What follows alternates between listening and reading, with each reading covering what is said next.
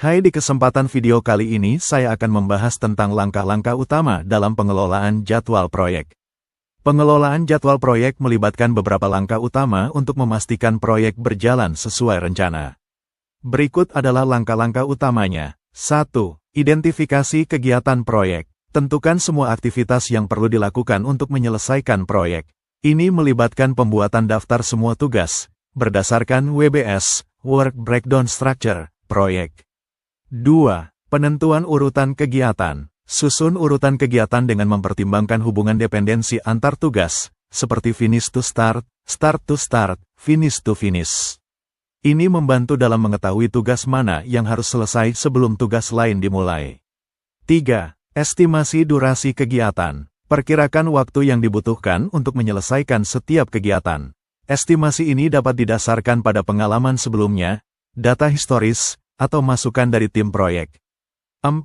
Pengembangan jadwal proyek. Buat jadwal proyek dengan menggabungkan urutan kegiatan dan durasinya menggunakan alat bantu seperti Gantt chart atau perangkat lunak manajemen proyek, contoh, Microsoft Project, Primavera.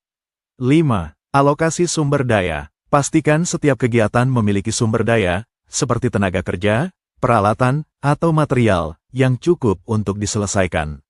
Alokasi sumber daya perlu dioptimalkan agar jadwal berjalan efektif.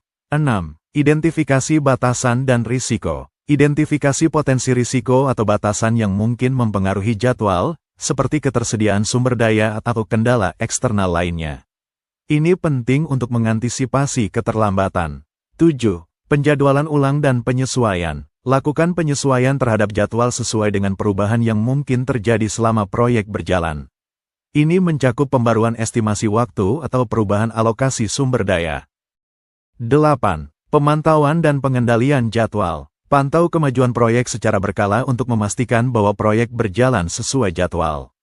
Gunakan alat monitoring seperti Evaluate Analysis, EVA, untuk mengevaluasi apakah ada penyimpangan dan lakukan tindakan korektif jika diperlukan. 9. Pelaporan dan komunikasi. Komunikasikan status jadwal proyek kepada para pemangku kepentingan secara berkala. Ini membantu semua pihak untuk tetap terinformasi dan bisa memberikan masukan atau bantuan jika diperlukan. Dengan mengikuti langkah-langkah ini, manajer proyek dapat memastikan bahwa jadwal proyek disusun, dipantau, dan dikelola dengan baik untuk mencapai keberhasilan proyek secara efisien. Jadi bagaimana menurut kalian? Semoga membantu. Terima kasih.